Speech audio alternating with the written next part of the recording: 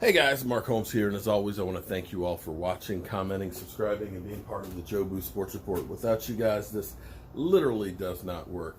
I'm here actually in my workshop. I wish I had a bigger workshop, to be honest with you, because I've got a lot of equipment and stuff in here, and by the time you get all the equipment and the wood and everything else, it doesn't always leave you with a lot of room to actually work. And this is one of those projects that has literally taxed my workshop and my brain. I never seem to get the easy projects, but this one is going to be one that's going to be pretty cool. Michael's over here working on our racks and stuff. I think it's a hat rack is what we need. I need a hat and spring one. Yeah, okay. All right. Do we have some made in there? Hopefully I have it. Okay, well, take the box off. Don't just yank on it, son. Okay. All right, so what I've had to do is there's this, on top of a hardware store, they have a whole planting, where they can buy plants and community garden and things like that. And they have these hydroponic growers that look kind of like the Mexican chimneys. It's like a tank on the bottom, which is real wide, about 30 inches wide. And then it has like these 8-inch cylinders that are stackable that go into it. And as they stack it up, the water gets pushed up through it and it drains into it. So you can put plants in without any dirt. And so, you can put this inside of a house if you wanted to and just have a grow light on it, and you can have, plants growing all year round. Well, the thing is the units themselves are not really attractive, and they have a bunch of them. They want to make this like a display. So they want to hide the tank but still have access to it. So my friend Terrence, and I did a video before about it, brought me over to look at it and try and come up with something. He wanted something that looks really, really good, but is functional as well. And so this is what we've come up with. And this is actually 5/4 mahogany. This is solid. This is solid. This is 120 board feet. I literally have, you can see the scrap pieces over there in the end. That's all that's left from 120 board feet of lumber. But see, what you're seeing is this is what you'll see with just the planters coming out of it. Now check this out. Sometimes I get lucky. This is actually designed in my head. There's no plans. I went over, I looked at it, I got the measurements for the pieces, and I got an image in my head, and that's the way I build most stuff.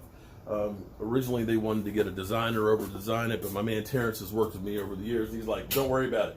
I got an all-in-one guy, a guy who can come up with an idea, put it together, build it, and deliver it. And that's what I did. Now, check this out. Let me kick this off the holder here. So you can see we have these decorative slices that are up on top of here. But they actually serve a purpose. They actually hide our seam. See that? These panels come out so you have access to the units inside of it, but then they'll go back together, and that's where the seam hides it. So this is actually like 6 freaking doors that are in here to be removable. Now I'll probably need to put a handle in because there's only a 1/2 inch of space that's left over around for the pieces to come up through it. And it's actually made so it'll come apart. This end comes out because they have to be able to wheel the pieces in and then put the tops on it and then close it back up. So this will actually come down to 4 side pieces and 6 tops. Oh, wait, there's more. Michael Anthony Fitness over there, my master electrician, is going to actually end up wiring this whole unit up so that way we have 2 GFI plugs to be able to plug them in, as well as there's a space up underneath of here. Check it out. Up in here, it's actually hollow, so we can actually run a rope light underneath of it and be able to wash color and lighting around it. So it's actually a very, very unique piece. What we're going to do, I've got to put weep holes inside of the framing here so that way when it rains on it, it'll drain right out of it and not have water sitting there. But we're going to then spar urethane all sides of the unit itself so that way it'll be waterproof. Now spar urethane is great because what it does is it protects it from UV, it protects it from water, it protects it from literally everything. So we can put this outside and it'll be great for years. Come back 3 or 4 years, put another coat on it and it'll go. If you've seen outside my fire pit, I made that cover that goes on it, which is actually Douglas fir. I use spar urethane on that, and it's been out there now. This is the 3rd year it's been outside, and it's still just as shining and smooth as it was when we first did it. Spar urethane is actually what they use on boats. So when you see the mahogany boats and the decks and everything else, that's what they put on it. And so that's what we're going to cover this with. So it's going to be pretty cool, I think, once it's all done. It's going to be a lot of varnishing to do, I'll say that much. But it's beginning to come together. Like I said, we don't have much space to move around in the workshop here with this all assembled, because we got the joiner and the table saw right there and the regular arm saw right here. So I'm going to take it apart so that way I can do the final sanding and stuff, and we can put it back together after we varnish all of it. And then hopefully this weekend we'll get to deliver. So with that being said, I appreciate you guys being here. And Mike, thank you for taking care of those racks over there. We got a lot of work to do. A lot of work to do. Oh, I make my own wood plugs. Those go in, get tapped in, glued up, sanded off. Okay, so this project is really crazy what I have to do with this thing. Because this is so big and it's so heavy, I had to build this so it actually comes apart. And because of the way they have to use it, these planters are on wheels. And so you can't just pick these up and set them in place. You got to wheel them in. So I had to devise a way to take this thing apart. So I've got threaded inserts inside of there to, and you can see the holes in here. So that way we can screw that together. It's one piece. But I also put these corner pieces in here for added strength, so that way you can put together three sides. You can wheel one of the pieces into it, put the covers on it, wheel the next one, put the covers on it, wheel the next one in, and then come back and put it all together. So it's been a difficult project where I had to really tax my brain on how to get this thing to work. What we're going to do is we're going to put 3 coats of spar urethane on all sides. All parts are going to be touching, well, all of it's going to be outside. So we're going to set up some sawhorses outside. Spar urethane it's oil-based, does have chemical smells to it, so you don't want to breathe that. And we're going to sand everything down and make sure everything fits just right. I actually love the way the doors came out. The doors themselves, because we have to be able to take them out so that way you can get to the planters themselves, so they have to add more water to it and things like that. We're going to put a stainless steel handle on these so that way you can lift it up. But you can see I've kind of chamfered the edges on that so that way when it tilts, it'll go past the other ones. And we also relieve the edges so there's no sharp edges. But it also has a dual effect on here, because when it goes in place, it actually looks like the lines. So when they're all in place, you don't actually know that this is 6 different doors that actually come up out of the place. So hopefully by this weekend, we'll actually be able to have this thing varnished, put in, and put this thing to bed so I can have some more space in my workshop. I've got racks over here we've got to build for everybody else, and we got to get back on to doing that stuff as well, because football season is almost here. So doing my final fitting on these things to make sure the joints are nice and tight.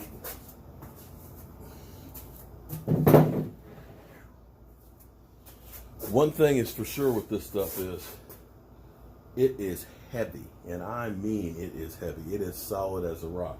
This thing won't go anywhere. I mean, you can walk across the top of this thing and it's solid. It's solid. So I'm very, very proud about how this thing's come out.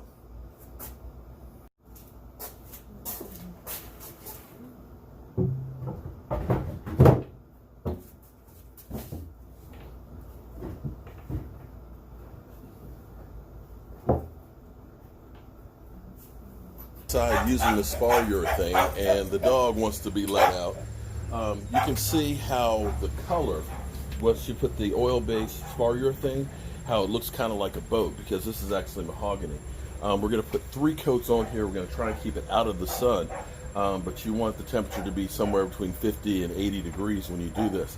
And depending on the humidity is how long it'll take to dry. So it's about 4 hours or so. They say you can recoat it. Now what we're going to do is we're going to varnish the top of it, get the 3 coats on that, and then we're going to varnish the inside of it as well. We won't need as many coats on the inside, but we want to definitely seal it up. It's never going to see the light of day. It's really the top and the sides and all that that really you want to make sure it's nice and glossy. And what we'll do is we'll wet sand it in between coats, so that way it'll be real smooth and get out any lumps. First coat of varnish on the top of our pieces here, and that's going to be good. So we'll let this dry about 4 hours and check it out. I'm hoping that it does dry out. What we'll see. It's about 80 degrees outside, but it's not real humid. We have a little breeze stirring, so hopefully that'll help to get this to dry quicker, because I would love to be able to, even say 4 or 5 hours, put another coat on this and then get a third coat on before I go to bed. That would be ideal, but we'll see what we can do. So now I got to take the other parts apart and get those set up so that way I can start varnishing those as well. It's going to be beautiful when it's done. We are varnishing the side pieces. You can see this is how it all comes apart. These are the ends, those are the tops, and those are the other parts. The final thing we'll have to do on the inside is actually put like an electrical outlet in there, so that way we can plug all the stuff into it, and also controllers for the lights. So there'll be an on and off switch for the lights that'll actually go. You can kind of see the channel we have up underneath there now. It's been an interesting project, to say the least, I'll tell you that. All right, we're gonna let this dry out, and hopefully this evening we can get our second coat of varnish on there, and then first thing in the morning.